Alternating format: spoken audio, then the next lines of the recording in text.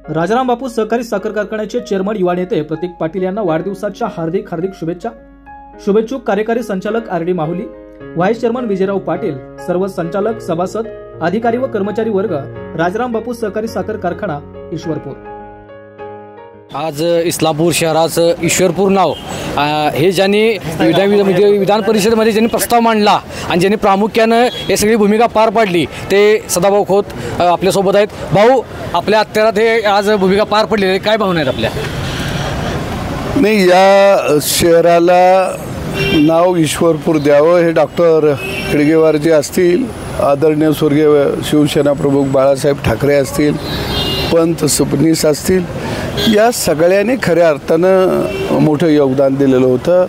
आदरणीय भिडे गुरुजी असतील आणि अलीकडच्या काळामध्ये वेगवेगळ्या पक्षाचे सगळेच कार्यकर्ते, आमचे आनंदराव बापू असतील, शिवसेना असेल, अजून संघटना राहुल दादा, सगळे प्रत्येकाची इच्छा होती की बाबा हे नाव मिळालं पाहिजे। आणि देवेंद्र फडणवीस यांचं सरकार खऱ्या अर्थानं जनसामान्य माणसाचं आल्यानंतर आम्ही त्यांच्याबरोबर चर्चा केल्या आणि त्यांनी सांगितलं की हो, इस्लामपूरचं ईश्वरपूर आपण करायचं आणि तुम्ही योग्य पद्धतीनं प्रस्ताव सादर करा। 3-4-5 महिने आम्ही इथं प्रस्तावाच्या दृष्टीनं सर्व कागदपत्रांची जमवाजमव केली आणि या हिवाळी अधिवेशनमध्ये सरकारनं त्याच्यावरती शिक्कामोर्तब केला। विशेषतः राज्याचे मुख्यमंत्री देवाभाऊ असतील, एकनाथ शिंदेसाहेब असतील, अजितदादा असतील आणि या जिल्ह्याचे पालकमंत्री आदरणीय दादा की त्यांनी मोठा पाठपुरावा शेवटच्या टप्प्यामध्ये घेतला आणि हा ठराव पास झाला। निश्चितपणानं एक लोकप्रतिनिधी म्हणून एक मोठी सेवा करण्याची संधी, भाग्य मला लाभलं। याच्याबद्दल मी खऱ्या अर्थानं या सगळ्या इस्लामपूरवासियांचा सदैव एक सेवक म्हणून काम करतो। भाऊ, एकदम किचकट प्रोसेस आहे, आता आपण बोलताना सांगितलं पत्रकार परिषदेमध्ये, पण आपल्याकडे खूप आहे, आपण एखादं काम हातात घेतलं तर ते पूर्ण करता। अशी काय जादू केली तुम्ही फडणवीस साहेबांच्यावर, एका शब्दात सगळं मान्य झालं?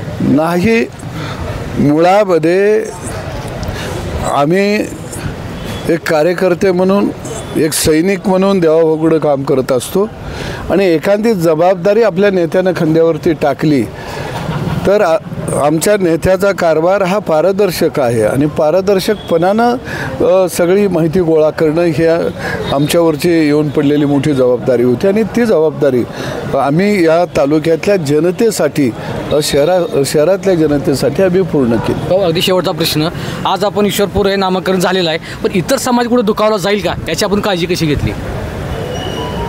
ईश्वरपूर म्हणजे ईश्वर आणि ईश्वराच्या ठिकाणी आलेला पूर म्हणजे जनता काय, आणि मग अल्लाह असेल, ईश्वर असेल, देवाला सगळी लेकरं सारखी असतात, देवाचं नाव अलग अलग असेल पण देव एकच असतो।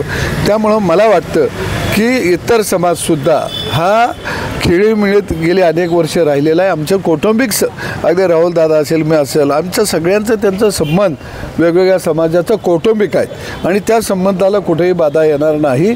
इतर समाज हे आमचे बंधुभाव आहेत, आम्ही कुटुंबाप्रमाणे या शहरामध्ये राहतो आणि इतर समाजाला घेऊन या शहराचा चेहरा मोहरा बदलण्याचं काम विकासात्मक भविष्य काळामध्ये आम्ही करत राहतो। प्रामुख्यानं मुस्लिम समाज नाराज होणार नाही का? मुस्लिम समाज नाराज होणार नाही, तो आमच्याबरोबरच आहे, कारण काँग्रेसनं हे नेहमी डावे उजवे हे भाव कुणी निर्माण केले? हे काँग्रेसवाल्यांनी निर्माण केले आणि नेहमी भूताचं भ्या घालत जायचं। भूत आलं, आमुषाला येतं, पौर्णिमाला येतं, निवडणुका आली की यांची आमुषा पौर्णिमा सुरू होती, तर असं कधीही झालं नाही।